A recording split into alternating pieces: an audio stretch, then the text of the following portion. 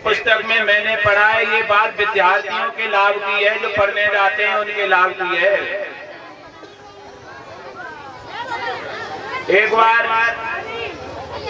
कलकत्ता में, बहुत दिन इलाहाबाद भी पढ़े लेकिन कलकत्ता में पढ़ रहे थे स्वामी विवेकानंद। आपने नाम सुना होगा स्वामी विवेकानंद का, किताबों में नाम आता है, पुस्तकों में बच्चे भी पढ़ते हैं। वो विद्या अध्ययन कर रहे थे और जब पढ़कर आते थे तो अपने कमरे पे रुकते थे। उनके कमरे के सामने एक लड़की का कमरा था, वो भी कमरा लिए थी, वो भी पढ़ने गई थी वहां। स्वामी विवेकानंद बहुत सुंदर थे, बाल ब्रह्मचारी थे। जब भी वो पढ़ने बैठते थे तो उनकी नजर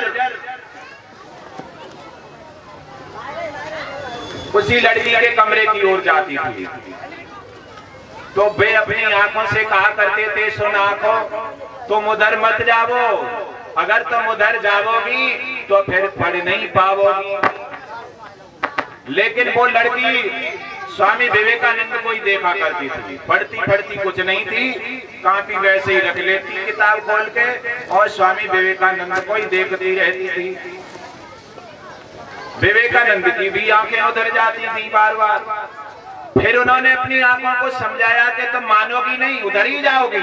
मैं कह रही है उधर मत जाओ, उधर जाओगी जीवन बिगड़ जाएगा। आंखें मानी नहीं, वो कमरे में गए। कमरे में मिर्च रखी थी पिसी हुई, पूरी मिर्च उठाई, मुट्ठी भर के आंखों में डाल ली। कहा जाओगी, देखो कितना जाओगी उधर। हम पढ़ने के लिए यहाँ आए हैं, मेरे माता पिता ने पैसा खर्च करके मुझे यहाँ भेजा है, मैं अपना जीवन उजाड़ने नहीं आए हैं। आंखों में मिर्च डाल ली स्वामी जी ने। और आज के विद्यार्थी जब पढ़ने जाने स्कूल में, तो आप सब जानते हैं मम्मी पापा पैसा खर्च करके पढ़ा रहे हैं, लला जैथरा में गोलगप्पे खाए रहे। मम्मी पापा कह रहे हैं लला हमारी मेहनत से पढ़ रहे हैं, लेकिन लला वहां सेटिंग कर रहे हैं। मम्मी पापा ने पैसा खर्च करके तमाम पानी की तरह बहाए दियो, लेकिन लाला ने लाली लेकर के विवाह रचाए लियो। रह गए वैसे के वैसे मम्मी पापा। ये हो रहा है आजकल। आप देखो, टीवी पे देखो, मोबाइल पे देखो, पेपर में देखो। विधान सब भूल गए, भाग भाग कर शादी हो रही है। मेहनत करते हैं माता पिता कि मैं मेहनत करके अपनी लाला लाली का विवाह रचावेंगे, जे हमसे सुख से हमारो जीवन काटेंगे।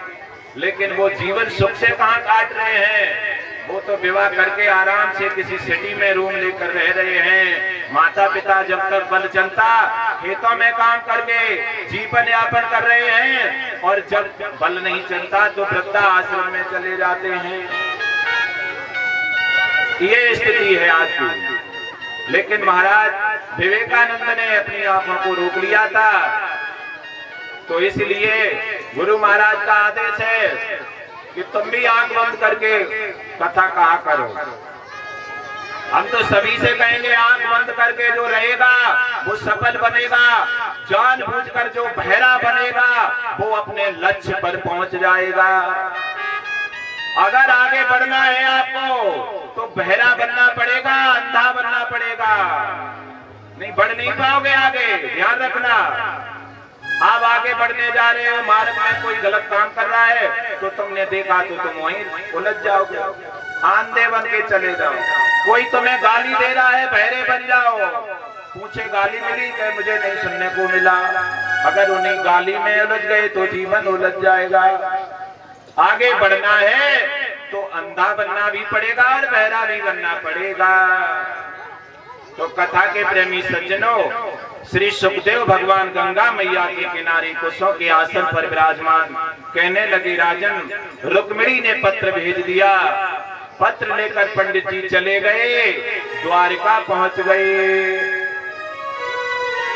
द्वारकाधीश का दरबार लगा है। पंडित जी को भोजन कराया, भोजन पाया, प्रेम पत्र को पढ़ा, भगवान के आंसू निकल पड़े। भगवान बोले, वाह रुक्मी, तुम रुक्मिणी का विवाह प्रतिलोम कर रहे हो। शिशुपाल की उम्र बहुत है और रुक्मिणी की उम्र 11 वर्ष की है। ये विवाह में कदापि नहीं होने देंगे। पंडित जी को भोजन कराया और इधर एक पत्र चंदेली पहुंच गया शिशुपाल के लिए। शिशुपाल भी दूल्हा बनकर बारात लेकर कुंडनपुर की ओर निकल आए और भगवान ने पंडित जी से कहा कि पंडित जी रथ में बैठ लो। रथ में बैठ गए। भगवान के रथ में कितने अश्व लगते हैं? 4 अश्व लगते थे भगवान के रथ में।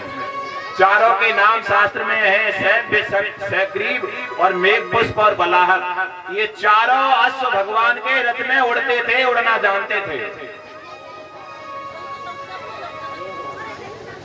द्वारका गुजरात में है और विदर्भ देश दक्षिण देश में है। द्वारका से कुंडनपुर की दूरी 1000 मील की है, 1000 मील की। पंडित जी बोले कि सुनो कन्हैया, अगर आप ऐसे चले तो फिर बहुत विलंब हो जावेगो और शिशुपाल विवाह कर ले जावेगो। पंडित जी की बात सुन करके हंसने लगे भगवान। नहीं नहीं पंडित जी, तुम परेशान क्यों हो? तुम आंखें बंद करो। आंखें बंद करके बैठ गए और उन्हें नींद आई और जब आंख खुली तो भगवान का रथ कुंडनपुर में आ गया। केवल 12 घंटे की दूरी थी, 12 घंटे में कर गए 1000 मील की दूरी तय। कुंडनपुर में प्रवेश हो गए और कहा, हम यहीं रुके हैं देवी भवानी के मंदिर तक और तुम जाकर के किसी से मत कहियो, अकेली रुक्मिणी से कह दियो।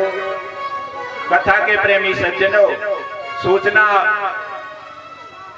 जाकर के पंडित जी ने देवी रुक्मिणी को बता दी कि सुनो देवी, तुम परेशान क्यों हो? तो वो कहने लगी, हम बहुत देर से इंतजार कर रहे थे, रो रो कर कह रहे थे, अरे कोई ही कहियो रे प्रभु आवन की, कोई कहियो रे।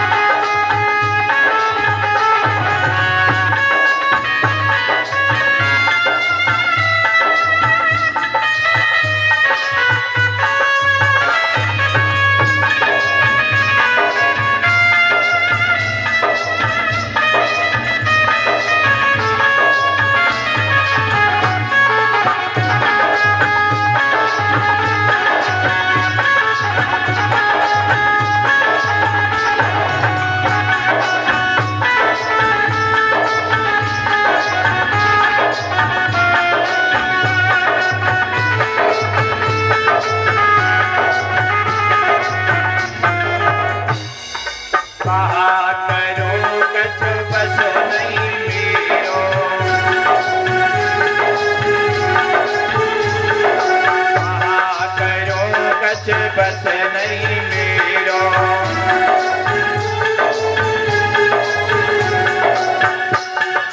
पंख नहीं उड़ता बन की कोई कहीं और प्रभुआ बन की।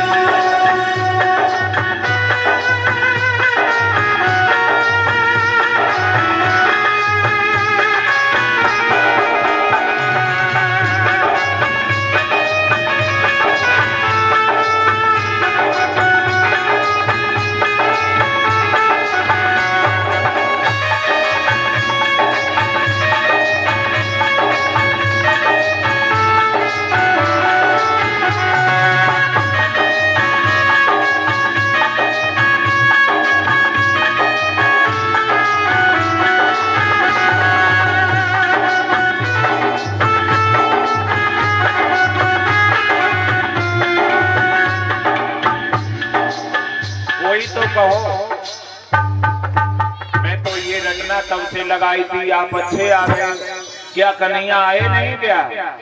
पंडित जी बोले नहीं नहीं आ गए हैं देवी, लेकिन तुम एक काम करियो, तुम गौरा पूजन के बहाने तुम नगर की माता के पास जाइयो। नगर की माता के मंदिर के पीछे भगवान को रथ है, तुम बैठ के चली जाइयो। ये बात बता दी। ये बात सुनकर के रुक्मिणी बहुत हंसी और बहुत नाची आंगन में। उन्हें ये नहीं मालूम है कि पूरा कुंदनपुर घिर गया, पूरे कुंदनपुर के चारों ओर शिशुपाल की फौज लगी है, ये भूल गई। नाच रही हैं, नाच रही हैं। विचित्रा बोली अभी तो तुम रोए रही थी देवी, अब तो नाच क्यों रही हो? नाचत नाचत नाचत नाचत देवी रुक्मिणी अपनी मैया से बोली, मैया मैं जहां जाना चाहती थी वहां मैं पहुंच गई। मतलब कि मैया अब हम जावेंगे गौरी मैया के पूजन को, और तुम मेरो इंतजार मत करियो मैया, और मैया तुम ना परेशान हुइयो, हम भगवान श्री कृष्ण के साथ द्वारका चले जाएंगे। जब हम सही सलामत पहुंच जावेंगे तो एक दिन तुम्हें हम जरूर बुलावेंगे। कथा के प्रेमी सज्जनों, ये बात हुई, ये बात भीष्म को भी पता चल गई। महाराज भीष्म ने भी कहा कि भगवान भी आ गए हैं। सबसे बड़ी बात यह है बहन भाइयों, शिशुपाल की बारात में बलराम भी आए हैं, 5 पांडव भी आए हैं। बलराम को क्या मालूम है कि एक लग मेरा भाई आया है। शिशुपाल कोई अलग नहीं था, शिशुपाल भगवान की बुआ का बेटा था। बारात में भी पांडव भी है शिशुपाल की तरफ, भगवान कन्हैया के बड़े भैया बलराम भी शिशुपाल की तरफ, सब हैं उधरी। और जब गौरा पूजन के लिए गई देवी रुक्मिणी, तो शिशुपाल ने 5 सैनिक तैयार करे, 5 सिपाही, और 5 सिपाही साथ में लगा दिए। कहा कि तुम समझाओ संग, ऐसा न हो कहीं रुक्मिणी चली जाए। 5 सैनिक संग गए, आगे आगे सहेलियों के साथ रुक्मिणी है, मंदिर में पहुंच गई। मंदिर में षोडशोपचार से पूजन किया और हाथ जोड़ करके देवी से कहा, माता मेरी मदद करियो। तो मैया ने क्या कहा कि तुम भूल गई हो, अरे प्रेम विवश जब भई भवानी,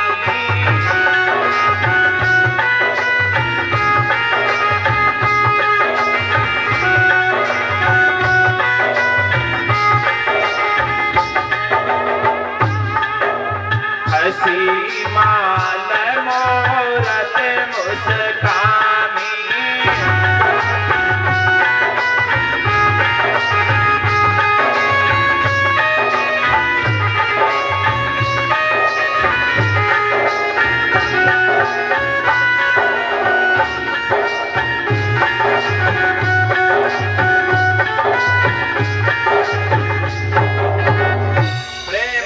जब भई भवानी, खसी माल मूरत मुस्क्यानी। मैया ने कहा तुम भूल गई हो रुक्मिणी, तुम एक बार सीता बनी थी, तब भी हमने तुम्हें वरदान दे दिया था राम के साथ विवाह का, और यहाँ वरदान की जरूरत नहीं है। तुम मेरा पूजन करो और पीछे रथ तैयार है, बैठो चली जाओ। कथा के प्रेमी सज्जनों, गंगा मैया के किनारे कुशों के आसन पर विराजमान श्री सुखदेव भगवान ने कहा राजन